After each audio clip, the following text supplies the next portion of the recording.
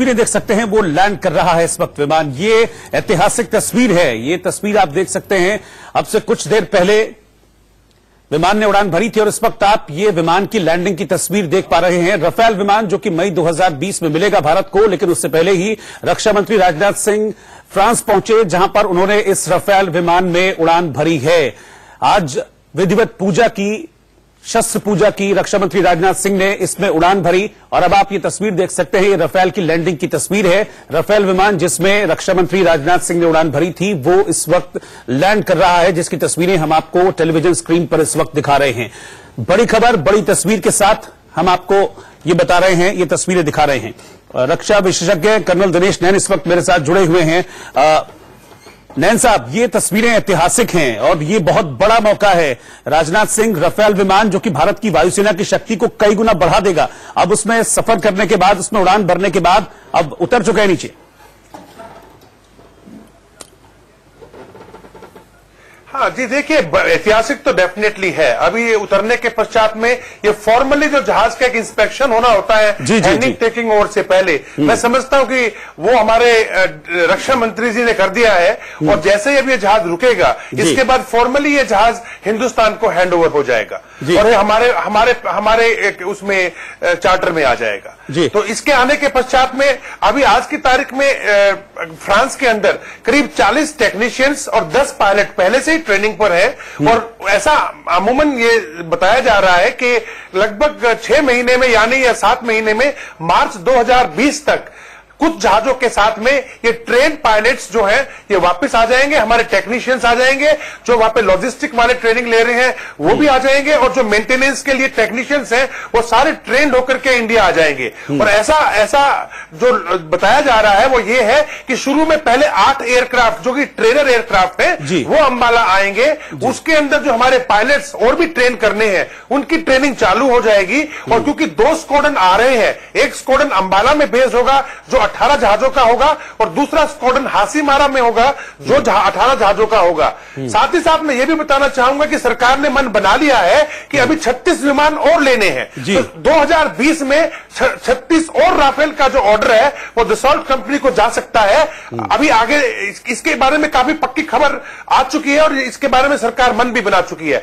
यानी अगर ये राफेल जिसको मैं एक तरह से ये कहूंगा कि शहनशाह टाइप का एक जहाज है जो कि आके हमारी वायु सीमा को हर तरफ से रक्षा करेगा, तो ये ईस्ट हो या वेस्ट, नॉर्थ हो या साउथ, चारों तरफ जब ये स्क्वाड्रन रखे जाएंगे, आज अंबाला पाकिस्तान को देखता है, पाकिस्तान की खबर रखेगा और जहां पे हासीमारा चीन की खबर रखेगा, तो आने वाले टाइम पे साउथ से इंडियन ओशन और बे ऑफ बंगाल और वेस्ट से पाकिस्तान के बचे हुए इलाके पे भी हम लोग अपनी वायु सीमा को जो है सुरक्षित रखने में इस राफेल जहाज के साथ बहुत आसानी से और बहुत ताकतवर तरीके से कर पाएंगे।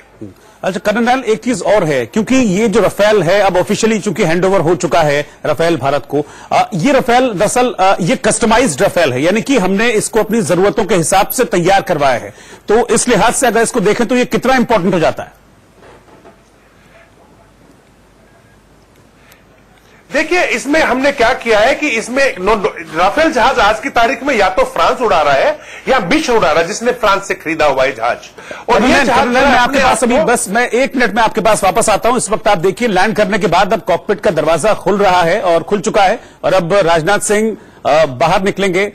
एक्सपीरियंस लिया है उन्होंने राफेल में इस पहली उड़ान का और अब से कुछ दिनों पहले तेजस विमान का भी एक्सपीरियंस लिया था राजनाथ सिंह ने। लेकिन फिलहाल आप देख सकते हैं हाथ हिलाकर एक तरीके से कहते हैं कि वो जैसे कि एक विक्ट्री साइन दिखाकर राजनाथ सिंह, अब ये देखिए उन्होंने जो मास्क है वो लगाया जाता है, ये प्रॉपर प्रोटोकॉल होता है जब भी किसी लड़ाकू फाइटर जेट में बैठा जाता है, तो पूरी तरह से तैयार होकर एक बिल्कुल वायु सैनिक की तरह राजनाथ सिंह बैठे हुए हैं, जैसा कि तस्वीर में आप देख पा रहे हैं। और अब जो बाकी के जो लोग वहां पर हैं, जो स्टाफ है वहां पर, वो राजनाथ सिंह को अब इस कॉकपिट से बाहर निकालेंगे। तो तकरीबन 35 से 40 मिनट से तैयार होकर एक बिल्कुल वायु सैनिक की तरह राजनाथ सिंह बैठे हुए हैं, जैसा कि तस्वीर में आप देख पा रहे हैं। और अब जो बाकी के जो लोग वहां पर हैं, जो स्टाफ है वहां पर, वो राजनाथ सिंह को अब इस कॉकपिट से बाहर निकालेंगे। तो तकरीबन 35 से 40 मिनट की उड़ान थी इस फाइटर जेट में, राफेल में, जिसका एक्सपीरियंस लिया है राजनाथ सिंह ने। और इस उड़ान के बाद अब फाइटर जेट ये लैंड कर चुका है और अब इस बेहद शक्तिशाली फाइटर जेट से, राफेल से बाहर आने की तस्वीरें हम आपको सीधी दिखा रहे हैं। राजनाथ सिंह, ये बिल्कुल वैसी ही तस्वीरें हैं। आपको याद होगा, आपसे कुछ दिन पहले इंडिया न्यूज ने आपको तस्वीरें दिखाई थी जब तेजस में उड़ान भरी थी राजनाथ सिंह ने। ठीक इसी अंदाज में वायुसेना के जैसे वायुसेना के जो अफसर्स होते हैं उन्हीं की ड्रेस में राजनाथ सिंह थे। ठीक इसी तरह का एविएटर चश्मा उस दिन भी उन्होंने लगाया हुआ था। और आज भी राजनाथ सिंह, अब आप तस्वीरों में देख सकते हैं कि इस कॉकपिट से बाहर आते हुए।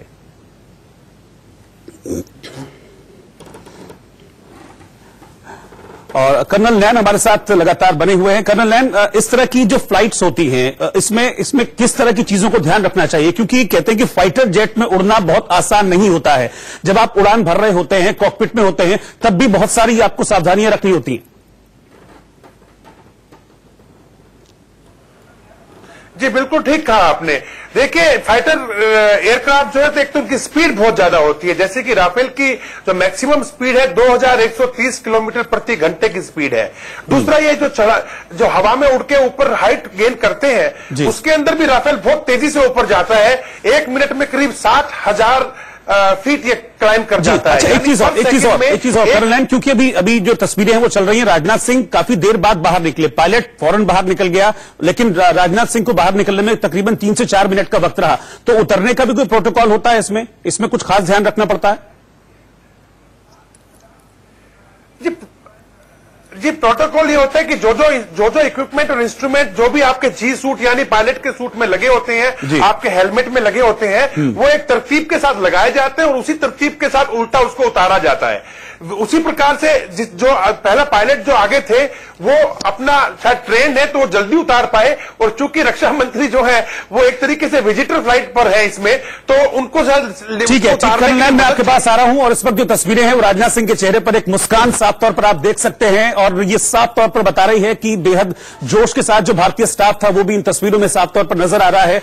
तकरीबन 35 से 40 मिनट की उस उड़ान के बाद राजनाथ सिंह बाहर निकले और लग नहीं रहा है कि वो इस उड़ान के दौरान थके हैं। बेहद जोश के साथ वो बाहर निकले, उन्होंने विक्ट्री साइन एक तरीके से दिखाया और फिर नीचे उतरने के बाद अब वहां पर जो अफसर है उनसे बातचीत करते हुए राजनाथ सिंह की तस्वीरों में आप देख सकते हैं एक विजय मुस्कान है। विजय दिवस का मौका है तो विजय मुस्कान भी है राजनाथ सिंह के चेहरे पर, और संभवतः जो बातचीत वो कर रहे हैं वहां पर अपनी इस उड़ान का एक्सपीरियंस वो शेयर कर रहे होंगे कि कैसा उनका ये अनुभव रहा है राफेल में इसकी पहली उड़ान का, और हंसकर मुस्कुराकर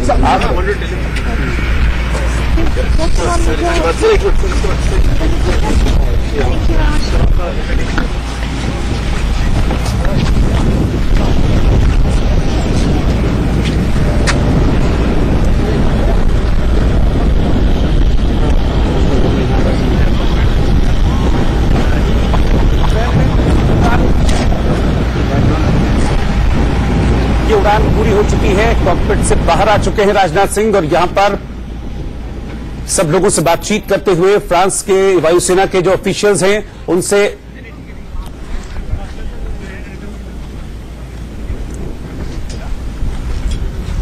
और अब इस उड़ान को पूरा करने के बाद राजनाथ सिंह आगे बढ़ते हुए, और ये तस्वीर आप देखिए, ये बस अब से चंद मिनट पहले की तस्वीर है जब राजनाथ सिंह बाहर निकल रहे थे तो एक जवान था उनको सहारा देने की कोशिश कर रहा था। ये देखिए हाथ बढ़ाया, लेकिन राजनाथ सिंह अपने आप यहां इस विमान से उतरे हैं, इस लड़ाकू विमान से सहारा देने की कोशिश उनको की गई, ऑफर किया गया, लेकिन राजनाथ सिंह अपने आप यहां से बाहर निकले हैं। और ये भी अपने आप में बहुत इंपॉर्टेंट है क्योंकि सबसे बड़ी बात यह है कि बहुत ज्यादा आदत राजनाथ सिंह को नहीं है इस तरह के लड़ाकू विमान में जाने की, और जैसा कि अभी हमारे साथ एक्सपर्ट जुड़े हुए थे उन्होंने बताया कि बहुत टफ होता है लड़ाकू विमान में सफर करना, बहुत सारी चीजों को ध्यान में रखना होता है, बहुत आसान नहीं होती है जो ये लड़ाकू विमान की सवारी है। लेकिन इसके बावजूद भी राजनाथ सिंह ने किसी तरह का कोई सहारा नहीं लिया, उनको ऑफर किया गया जब वो कॉकपिट से बाहर निकल रहे थे और अपने आप वो बाहर निकले, और नीचे उतरने के बाद एक मुस्कान थी राजनाथ सिंह के चेहरे पर। हम तस्वीरें आपको उसी वक्त की दिखा रहे हैं जब राजनाथ सिंह कॉकपिट से नीचे उतरकर आए थे। ये देखिए, फिर से इस तस्वीर को देखिए, जरा ध्यान से देखिएगा इस तस्वीर को। ये शख्स जो है, ये ग्रीन जैकेट जिसने पहनी है, इसने ऑफर किया राजनाथ सिंह को 2 बार, पहले भी और अब दोबारा। देखिए इस शख्स ने हाथ बढ़ाया, लेकिन राजनाथ सिंह ने वो अपने आप इस विमान से बाहर निकले राफेल से, और उसके बाद फिर नीचे उतरे हैं। तो बहुत आसान नहीं होता है जब आप इस तरह से विमान में उड़ान भरने के बाद बाहर निकलते हैं। तो कर्नल लैन हमारे साथ लगातार बने हुए हैं। कर्नल लैन, जैसा कि हम बातचीत कर भी रहे थे, आप बता भी रहे थे कि इतना इजी नहीं होता है, बल्कि टफ होता है। एक वायु सैनिक के लिए आसान है, लेकिन राजनाथ सिंह जो कि आदी नहीं है, उनके लिए मुश्किल है। लेकिन उसके बावजूद भी कोई सहारा नहीं लिया उन्होंने 35 से 40 मिनट की उड़ान के बाद, और बड़े जोश के साथ बाहर निकले विमान से। मानना पड़ेगा, इस उम्र के अंदर भी इतना जोश है रक्षा मंत्री के अंदर। डेफिनेटली ये हमारे जितने भी अपने एयर वॉरियर्स हैं, आज उनका मनोबल जरूर बढ़ रहा होगा। और ये मैं आपको बता दूं कि सचमुच ये इतना आसान नहीं है, क्योंकि जो जी सूट इन्होंने पहना हुआ है, जब भी जहाज ये तेज चलता है या हवा में जल्दी से ऊपर उठता है, तो धरती की तरफ से ग्रेविटेशनल फोर्स, ग्रेविटेशनल का गुरुत्वाकर्षण जो है उसको खींचता है बॉडी को नीचे, तो उसमें खून नीचे की तरफ आता है। तो उस टाइम पे इस सूट के अंदर अपने आप हवाई जहाज में से हवा भर जाती है, जो आपके शरीर को भींच लेता है ताकि आपका खून नीचे ना जाए। तो इस उम्र, उसके लिए एक पायलट का फिट होना बहुत जरूरी होता है। और पायलट का बहुत टफ मेडिकल होता है। अगर वो मेडिकल में थोड़ी सी भी कमी हो तो वो इतने कीमती जहाज को उड़ाने की परमिशन नहीं दी जाती है। लेकिन इतनी उम्र के अंदर, इस जोश के अंदर, इतना सब कुछ करने के बाद बगैर किसी की मदद के बाहर निकलना, हंसते हंसते बाहर आना, और जो उनके बॉडी लैंग्वेज है उसके अंदर एक मनोबल बढ़ाने वाली एक जो भावना है, वो एक घमंड टाइप का कि आज हमने राफेल को अपने हाथ में ले लिया, आज रक्षा मंत्री ने उसे टेस्ट कर लिया। इस तरह की एक भावना, एक जो सोच मन में आई कि हाँ भाई मजा आ रहा है देख करके रक्षा मंत्री को, कि आज उन्होंने जो है ये प्रूव कर दिया कि हाँ वो देश के रक्षा मंत्री हैं। बिल्कुल जाहिर सी बात है, क्योंकि अभी बहुत शॉर्ट ड्यूरेशन में उनकी ये दूसरी जो एक तरीके से लड़ाकू विमान की यात्रा थी, जिसकी तस्वीरें आप टेलीविजन स्क्रीन पर देख पा रहे हैं। 3 तस्वीरें हम आपको इस उड़ान से जुड़ी दिखा रहे हैं। पहले टेक ऑफ, फिर आप देखिए लैंडिंग, तीसरी तस्वीर, और बीच में देखेंगे आप राजनाथ सिंह का बेहद हाई जोश इन तस्वीरों में आप देख सकते हैं। इससे पहले फ्रांस के मेरिनेक एयरबेस पर रक्षा मंत्री राजनाथ सिंह ने दशहरे पर राफेल फाइटर जेट की शस्त्र पूजा की। इसी के साथ फ्रांस ने भारत को RB001 राफेल विमान सौंप दिया। लेकिन इससे पहले राजनाथ सिंह ने दुनिया के सबसे ताकतवर लड़ाकू विमान की शक्ति पूजा की। देखिए कैसे राजनाथ सिंह ने राफेल पर रोचना लगाया और उस पर ओम लिखा और चावल डाले। भारतीय परंपरा के मुताबिक विजयदशमी पर राजनाथ सिंह ने इस आधुनिक लड़ाकू विमान की पूजा की, साथ ही नारियल और फूल माला भी चढ़ाई। राफेल की पूजा ऐसी थी मानो ये दशहरे पर सबसे बड़ी शस्त्र पूजा हो, क्योंकि हर भारतीय को राफेल का इंतजार है। यही नहीं, राफेल के पहियों के आगे नींबू भी रखे गए ताकि राफेल को किसी की नजर न लगे, क्योंकि राफेल की पूजा की तस्वीरें पूरी दुनिया ने देखी और दुश्मन पाकिस्तान भी ये तस्वीरें देख रहा हो। ऐसे में किसी की नजर इसे न लगे, इसीलिए नींबू से राफेल की नजर भी उतारी गई। इससे पहले भारत फ्रांस के बीच हुए राफेल सौदे और एयरक्राफ्ट की खूबियों को लेकर एक वीडियो प्रेजेंटेशन भी दिया गया और बताया गया कि राफेल को लेकर भारत और फ्रांस के बीच कितने दौर की बातचीत के बाद ये डील फाइनल हुई।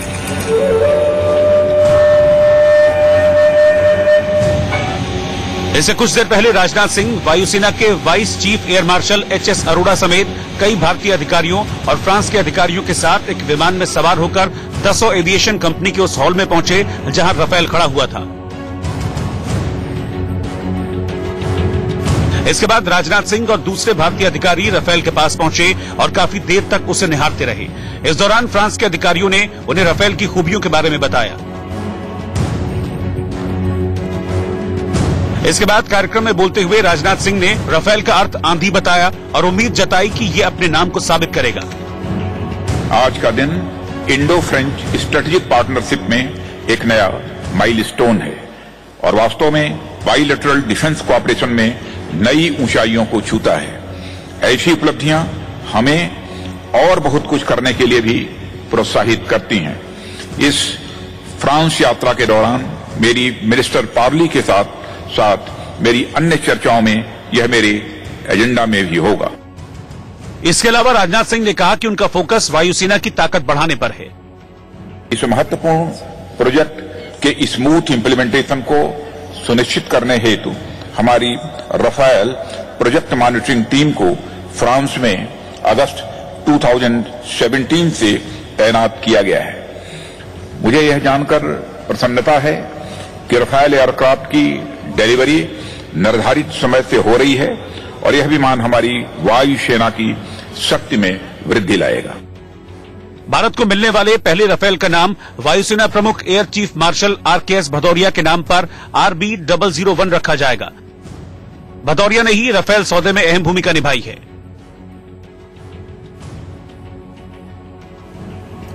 राफेल में ऐसा क्या है कि उसे गेम चेंजर कहा जा रहा है? आखिर राफेल विमान में ऐसी क्या बात है कि इसे दुनिया के बेहतरीन लड़ाकू विमानों में शुमार किया जाता है?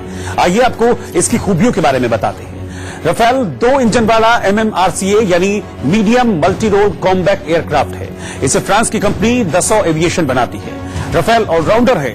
ये हवाई हमले, जमीन में सेना की मदद और दुश्मन पर बड़े हमले को आसानी से अंजाम दे सकता है। राफेल का एक नहीं बल्कि 3 मॉडल हैं। इनमें से 2 भारत को मिलने वाले हैं। राफेल B, इसमें 2 पायलट होते हैं और इसमें नेविगेटर लगा हुआ है। राफेल C, ये सिंगल पायलट विमान होता है। राफेल M, ये एयरक्राफ्ट कैरियर से टेक ऑफ और लैंडिंग कर सकता है, यानी राफेल छोटे से छोटे रनवे से उड़ान भर सकता है। ये इलेक्ट्रॉनिक स्कैनिंग रडार से 3D मैपिंग कर रियल टाइम में दुश्मन की पोजीशन को खोज निकालता है। विजयदशमी में अमृतसर में विजयदशमी पर इमरान खान का पुतला जलाया गया। पंजाब के अमृतसर में विजयदशमी के मौके पर शिवसेना टकसाली कार्यकर्ताओं ने पाकिस्तान के PM इमरान खान का पुतला जलाकर रावण दहन किया।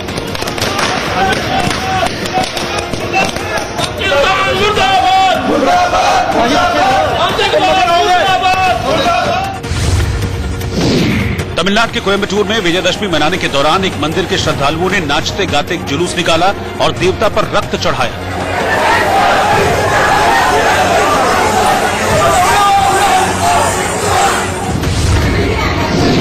नवरात्र खत्म होने के बाद कोलकाता में विजयदशमी के दिन महिलाओं ने एक दूसरे को सिंदूर लगाकर सिंदूर खेला की परंपरा का जश्न मनाया, जिसमें बीजेपी सांसद लॉकेट चैटर्जी भी शामिल हुई।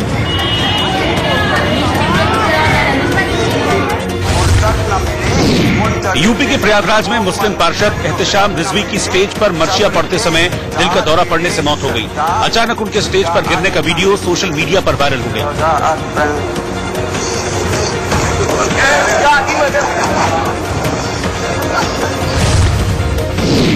आगरा के बाह इलाके में 12 फीट लंबा अजगर मिलने से गांव वालों में हड़कंप मच गया, जिसकी सूचना मिलने पर मौके पर पहुंची वन विभाग की टीम ने कड़ी मशक्कत के बाद अजगर को पकड़कर जंगल में छोड़ दिया।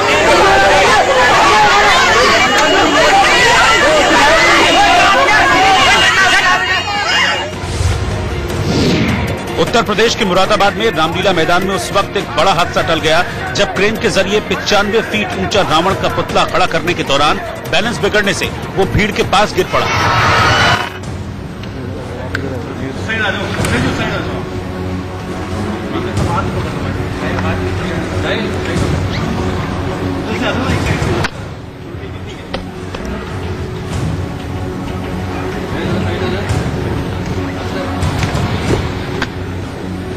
आज राफेल कॉम्बैट एयरक्राफ्ट की हैंडिंग ओवर सेरेमनी थी और हैंडिंग ओवर सेरेमनी पूरे पूजा करने के बाद यह संपन्न हुई है और यहाँ की डिफेंस मिनिस्टर ने उसे हैंड ओवर किया है मुझे। और मैं कहना चाहूंगा कि फरवरी 2021 तक हमको 18 राफेल्स जो है मिल जाएंगे और अप्रैल मई 2022 तक हमको पूरी की पूरी 36 ये राफेल्स ये मिल जाएंगी। और मैं समझता हूं कि राफेल के कारण निश्चित रूप से हमारे एयरफोर्स की एक कम्बैट कैपेबिलिटी में इजाफा हुआ है, ये बहुत बड़ी वृद्धि हुई है। लेकिन यदि हम अपनी कम्बैट कैपेबिलिटी को बढ़ा रहे हैं तो किसी के ऊपर आक्रमण करने के लिए नहीं बढ़ा रहे हैं, बल्कि ये हम बढ़ा रहे हैं तो अपने सेल्फ डिफेंस के लिए हम बढ़ा रहे हैं। यह एक डेटरेंट के रूप में होगा और सचमुच ये बहुत बड़ा फैसला जो राफेल को लिए जाने के संबंध में लिया है, तो इसके लिए मैं क्रेडिट देना चाहता हूं तो अपने प्राइम मिनिस्टर श्री नरेंद्र मोदी को देना चाहता हूं कि उनके एक डिसाइसिवनेस के कारण ही यह फैसला हो पाया और हमारे एयरफोर्स की ये कम्बैट कैपेबिलिटी में यह इजाफा हुआ है। मैंने स्वयं सारथी ली है और हमारे साथ कैप्टन फिल, इन्होंने captain Phil, yes sir, captain Phil ने फ्लाई किया और बहुत ही कंफर्टेबल फ्लाइट थी और बहुत ही स्मूथ थी और पूरा डिटेल कि फ्लाइंग में क्या क्या था, कैसे कैप्टन फिल कैप्टन फिल ने फ्लाई किया और बहुत ही कंफर्टेबल फ्लाइट थी और बहुत ही स्मूथ थी और पूरा डिटेल कि फ्लाइंग में क्या क्या था, कैसे कितनी हाइट पर गए। वैसे मैं आपको बतलाना चाहता हूं सुपरसोनिक की स्पीड से भी इन्होंने मुझे फ्लाई कराया है और हमारी जिंदगी का बहुत एक ये अद्भुत क्षण था और मैं तो इसकी कभी कल्पना भी नहीं करता था कि यह भी अवसर मिलेगा कि सुपरसोनिक स्पीड से मुझे किसी कम्बैट एयरक्राफ्ट में बैठकर फ्लाई करने का अवसर मिलेगा। सर आज शस्त्र पूजा भी की और आज विजयादशमी का पावन पर्व है, शस्त्र पूजा भी थी, तो मैंने इसी को शस्त्र मानकर, इस कम्बैट एयरक्राफ्ट को शस्त्र मानकर आज इसकी मैंने पूजा की है। और साथ ही आज एयरफोर्स डे है। एयरफोर्स की, भारत की एयरफोर्स की स्थापना का ये 87वां स्थापना दिवस है, तो इस अवसर पर विजयादशमी की भी और एयरफोर्स इंडिया के 87वां स्थापना दिवस पर भी मैं समस्त देशवासियों को अपनी हार्दिक शुभकामनाएं देता हूं, उन्हें बधाई देता हूं और मैं कैप्टन फिल से कहूंगा जिन्होंने आज मुझे फ्लाई कराया है उसके बारे में वो डिटेल जानकारी आपको दे दें।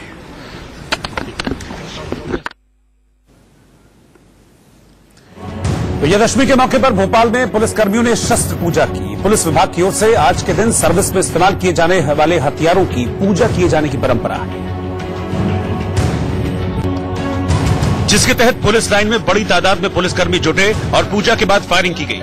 इस कार्यक्रम में शामिल डीएम और डीआईजी ने भी फायरिंग की। पुलिस के दूसरे अफसरों ने भी शस्त्र पूजा के बाद हवा में गोलियां चलाई।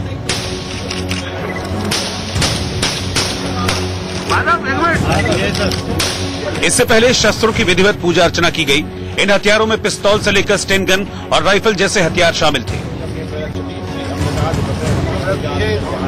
इन हथियारों की पूजा अर्चना के बाद हवन हुआ और उसके बाद आरती भी की गई।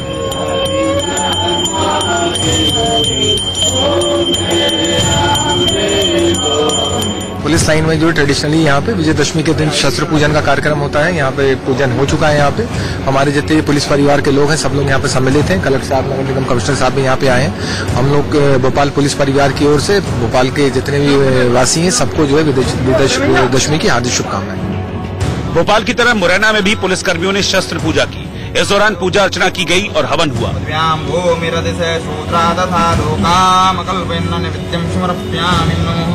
हथियारों को एक साथ रखकर उन पर फूल चढ़ाए गए और इसी तरह छत्तीसगढ़ के रायपुर में भी पुलिस वालों ने विजयदशमी के मौके पर बंदूकों की पूजा की।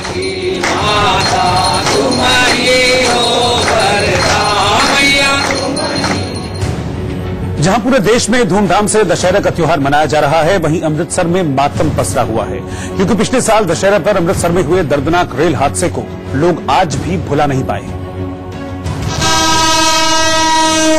लिहाजा जब फिर वही त्योहार आया तो अपनों को याद कर लोग पपक पपक कर रो पड़े। आंखों में आंसू भी हैं और गुस्सा भी है।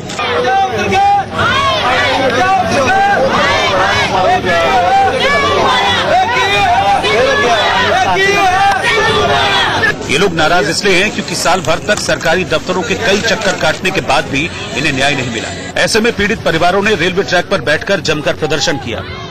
गरीब प्रधानमंत्री के लोग कुछ पूछते भी आगे कभी सारा दुख पूछे वीडियो की सारा लोग फोटो खिंचा जाएगा कि कितना मीडिया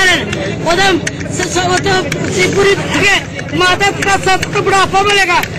वीडियो सारा चिताई। इस दौरान प्रदर्शनकारी हाथों में पोस्टर लिए थे जिसमें उनके अपनों की तस्वीरें थी, तो नवजोत सिंह सिद्धू, उनकी पत्नी नवजोत कौर और आयोजकों की तस्वीरें भी लगी थी जिनके चेहरे पर क्रॉस बनाया गया है। हादसे के पीड़ितों ने बताया कि वो साल भर बाद भी भाग दौड़ रहे हैं, लेकिन उन्हें न ही कोई मुआवजा मिला न ही नौकरी। की लगता लड़का जब मेरा भतीजा जी। अच्छा जी, 18 साल का मेरा भतीजा जिसकी उस कांड ਦੇ ਵਿੱਚ ਡੈਥ ਹੋ ਗਈ। आज 1 साल हो गया है, सरकार ਵੱਲੋਂ ਕੋਈ ਜਿਹੜੇ ਵਾਅਦੇ ਕੀਤੇ ਪੂਰੇ ਹੋਏ ਕਿ ਨਹੀਂ? ਜੇ ਵਾਅਦੇ ਕੋਈ ਪੂਰੇ ਹੋਏ ਹੁੰਦੇ ਤਾਂ ਜੀ ਇੱਥੇ ਲੋਕ ਕਿੰਨਾ ਇਕੱਠੇ ਕਿਉਂ ਹੁੰਦੇ? ਹਾਂਜੀ, कोई वादा किसी तरह का भी पूरा नहीं किया। पीड़ितों के मुताबिक नवजोत सिंह सिद्धू और उनका परिवार भी उनकी पीड़ा नहीं सुन रहा। जो भी बचत उन्होंने की हुई थी वो सब इलाज में खर्च हो गई और अब वो बेहद परेशान है, क्योंकि किसी ने अपना बेटा खोया तो किसी ने पति। धरने पे बैठा कि साडी मंगा पूरी की जाए, साडे नौकरी के वादे किए, साल हो गया असी बड़े धक्के खाधे, सिद्धू साहब की कोठी गए, मिट्टू की गए, मेयर साहब की गए, साडी कोई सुनवाई नहीं है। साडा धरना फिर खत्म होगा जे साडे बच्चों को नौकरियां दी गई। उधर अमृतसर में पिछले साल हुए हादसे से सबक लेते हुए इस बार एहतियातन उपाय किए गए। इस बार शहर में कहीं भी रेलवे ट्रैक के पास रावण दहन का कार्यक्रम नहीं रखा गया है। साथ ही जहां रावण दहन का आयोजन होना है वहां खुद पुलिस कमिश्नर ने मुआयना किया और भीड़ के हिसाब से इन जगहों पर सुरक्षा बलों को तैनात किया गया। डीसीपी रैंक के ऑफिसर ये दशहरा वेन्यू पे तैनात हैं। हमने जो पूरे पुख्ता प्रबंध किए हैं, हेल्थ डिपार्टमेंट को, फायर डिपार्टमेंट को इसके बारे में हमने सूचना दे दी है। पिछले साल 19 अक्टूबर को अमृतसर के जोड़ा रेलवे फाटक के पास दशहरे के आयोजन पर रावण दहन के दौरान हुए रेल हादसे में 61 लोगों की मौत हो गई थी, जिसके बाद घटना को लेकर काफी सियासत हुई थी। ट्रेन ड्राइवर, कार्यक्रम के आयोजक के साथ साथ पूर्व मंत्री नवजोत सिंह सिद्धू की पत्नी नवजोत कौर पर भी आरोप लगे थे, जो कार्यक्रम में मुख्य अतिथि थी और घटनास्थल छोड़कर चली गई थी। दरअसल पिछले साल 19 अक्टूबर को अमृतसर के जोड़ा रेलवे फाटक के पास रेलवे ट्रैक पर खड़े होकर लोग रावण दहन का कार्यक्रम देख रहे थे। इसी दौरान जालंधर से अमृतसर आ रही एक तेज स्पीड ट्रेन ने ट्रैक पर खड़े लोगों को कुचल दिया था, जिसमें 61 लोगों की मौत हो गई। इस हादसे में रामलीला में रावण का किरदार निभाने वाले दलबीर सिंह भी ट्रेन हादसे का शिकार हो गए थे। वो रावण की भूमिका निभाने के बाद रेल की पटरियों पर खड़े होकर पुतले को जलते हुए देख रहे थे। तभी 60 अन्य लोगों के साथ ट्रेन की चपेट में आने से उनकी मौत हो गई थी, जबकि इस ट्रेन हादसे में 143 लोग घायल हुए थे। लेकिन इस हादसे के 1 साल बाद न तो दोषियों को सजा मिली और न ही वादे के मुताबिक मारे गए लोगों के परिवारों को सरकारी नौकरी मिली।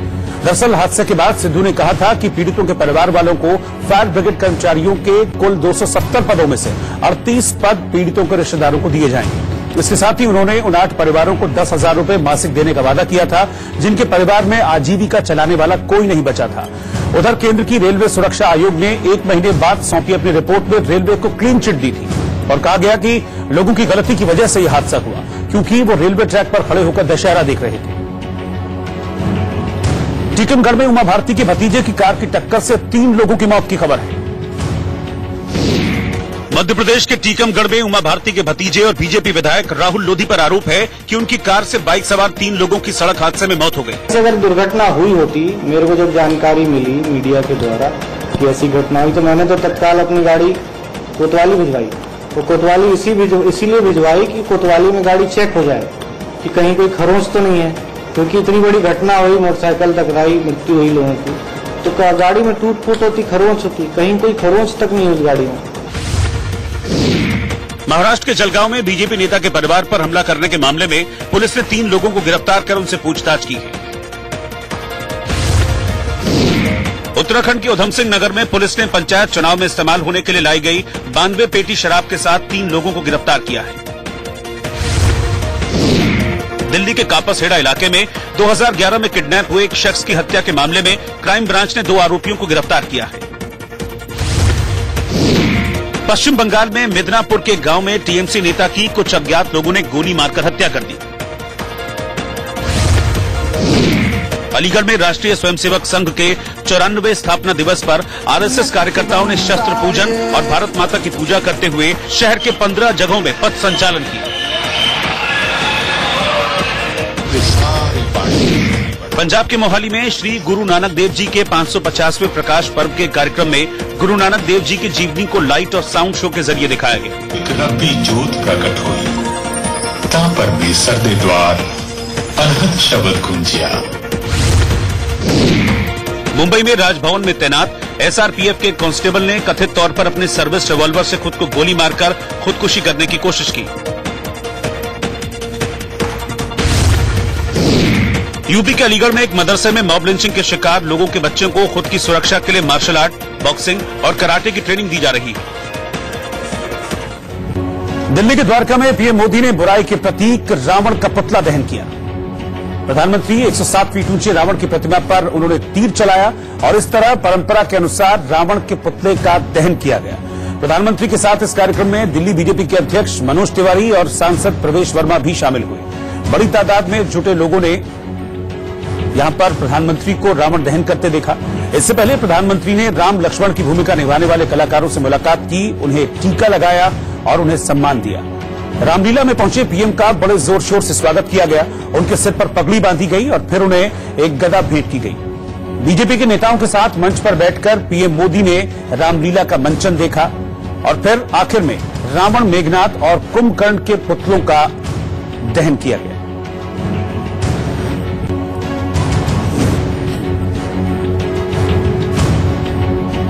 वहीं लोगों को संबोधित करते हुए प्रधानमंत्री ने लोगों से इस दीपावली पर बेटियों का सम्मान करने की अपील की। इस दिवाली पर जिन बेटियों ने अपने जीवन में कुछ हासिल किया है, अचीव किया है, जो बेटियां दूसरों को प्रेरणा दे सकती हैं, हमने सामूहिक कार्यक्रम करके उन बेटियों को सम्मानित करना चाहिए। वही हमारा लक्ष्मी पूजन होनी चाहिए। हर मां बेटी का गौरव, हर मां बेटी की गरिमा, इसका संकल्प भी ये शक्ति साधना के साथ हम लोगों की जिम्मेवारी बनता है, समाज के हर नागरिक की जिम्मेवारी बनता है। दिल्ली के ही लाल किला के माधव दास पार्क में उपराष्ट्रपति वेंकैया नायडू और पूर्व प्रधानमंत्री मनमोहन सिंह रावण दहन में शामिल हुए। पूर्व प्रधानमंत्री ने राम और लक्ष्मण को टीका लगाया और उपराष्ट्रपति ने तीर चलाकर रावण दहन किया।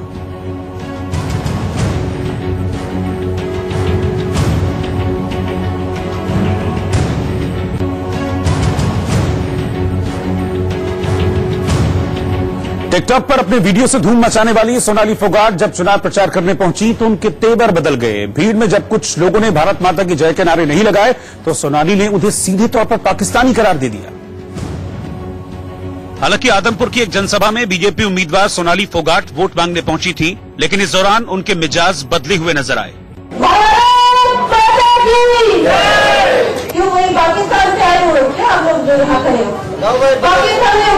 सोनाली फोगाट ने नारा लगाया, लेकिन जब भीड़ ने जयकारा नहीं किया तो वो भड़क गई और इस हद तक भड़क गई कि उन्होंने अपनी विधानसभा सीट के लोगों को पाकिस्तानी करार दे दिया। सामने कुर्सियों पर घूंघट में महिलाएं बैठी थी, बड़ी तादाद में बुजुर्ग भी थे, लेकिन सोनाली फोगाट को गुस्सा आया तो उन्होंने किसी का लिहाज नहीं किया। शर्म आती है आप लोगों को, शर्म आती है कि आप जैसे साड़ी पहने और सिर पर पगड़ी बांधे सोनाली फोगाट आदमपुर में प्रचार में जुटी हैं। हालांकि टिकटॉक पर उनके वीडियो को चाहने वालों की तादाद लाखों में है।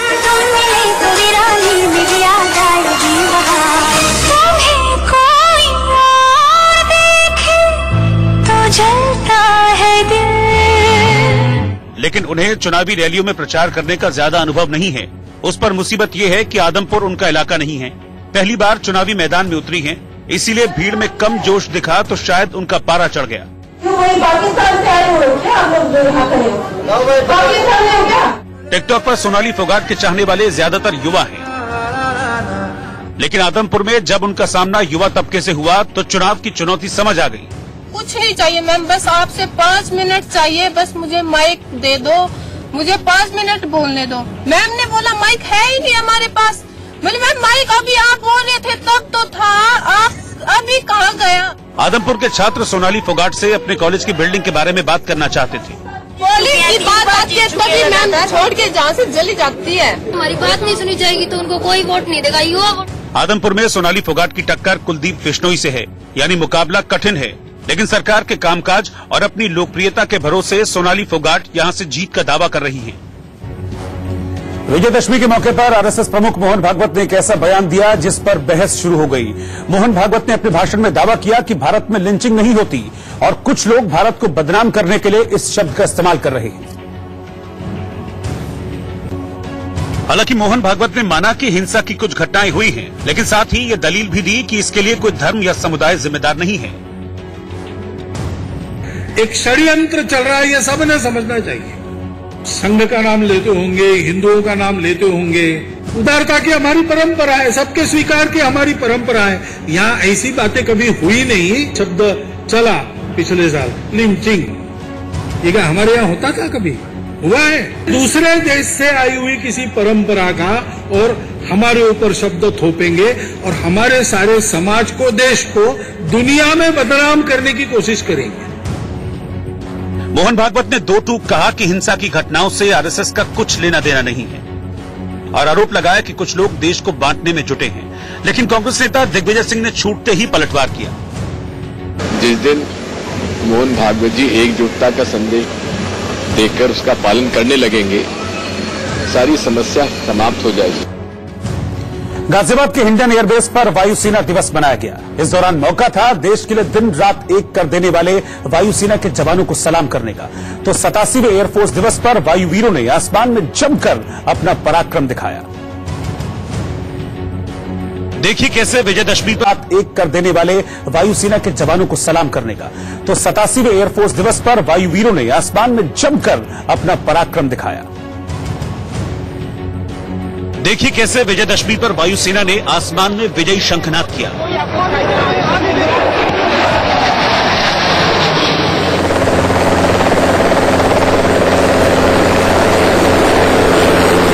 हिंडन एयरबेस के आसमान पर एक एक कर भारतीय वायुसेना के 54 विमानों ने दम दिखाया।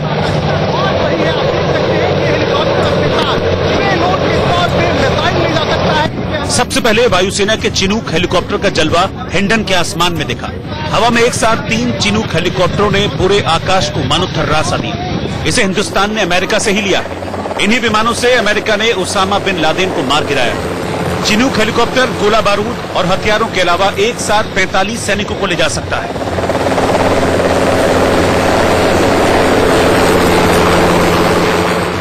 इसके बाद हिंडन के आसमान में लीथल हेलीकॉप्टर्स दिखाई दिए। देखिए, लग रहा है कि ये एक ही हेलीकॉप्टर है, लेकिन जब अलग होते हैं तो 3 निकलते हैं। और एवेंजर फॉर्मेशन से हिंडन एयरबेस पर मौजूद हर शख्स को दांतों तले उंगलियां दबाने पर मजबूर कर दिया। वहां मौजूद हर शख्स टकटकी लगाए बस आसमान में होने वाले हैरतअंगेज कारनामे देखता रहा। यह है तेजस, जो अभी सीधा उड़ रहा है, लेकिन अचानक इसका मुंह ऊपर की ओर होता है और वो आसमान की ओर बड़ी तेजी से बढ़ता जाता है। इसके बाद हवा में गुलाटियां मारते हुए जा रहा है।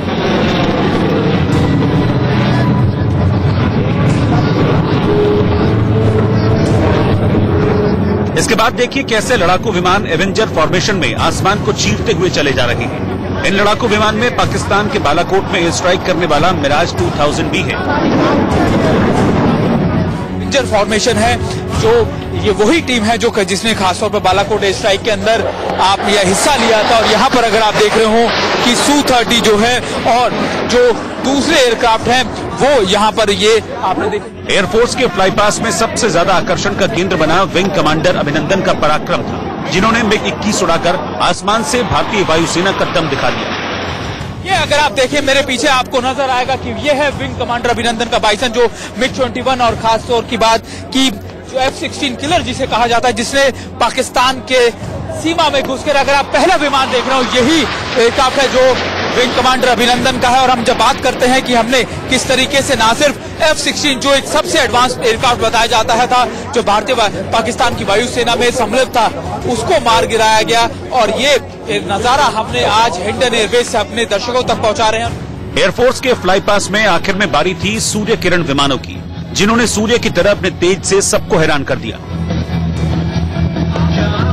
कोई भी भविष्य कुल मिलाकर Chinook, Apache, Dakota, Mirage, Harvard plane की इन 5 तस्वीरों से भारतीय वायुसेना की ताकत का अंदाजा लगाया जा सकता है। और ये ताकत दुश्मन के मन में डर पैदा करने के लिए काफी है। चंडीगढ़ के परेड ग्राउंड में देश के सबसे बड़े रावण का दहन किया गया। चंडीगढ़ में 221 फीट ऊंचा दुनिया का सबसे बड़ा रावण दहन किया गया। इस रावण का वजन 70 क्विंटल था। चंडीगढ़ के परेड ग्राउंड में देश के सबसे बड़े रावण का दहन किया गया। चंडीगढ़ में 221 फीट ऊंचा दुनिया का सबसे बड़ा रावण दहन किया गया। इस रावण का वजन 70 क्विंटल था, जिसे देखने के लिए हजारों की संख्या में लोग वहां पर मौजूद थे। इस रावण को बड़ी मेहनत के बाद 150 लोगों ने क्रेन की सहायता से खड़ा किया था। इस रावण को सिर्फ खड़ा करने में ही 12 घंटे से ज्यादा का वक्त लगा, जबकि इसको तैयार करने में 6 महीने से ज्यादा दिन रात कारीगर जुटे रहे। और अब चलते चलते आज का गीत। आज बॉलीवुड के मशहूर अभिनेता रहे राजकुमार का जन्मदिन है। 1967 में आई उनकी फिल्म हमराज के इस खूबसूरत गीत के साथ आपको छोड़ जा रहे हैं। नमस्कार।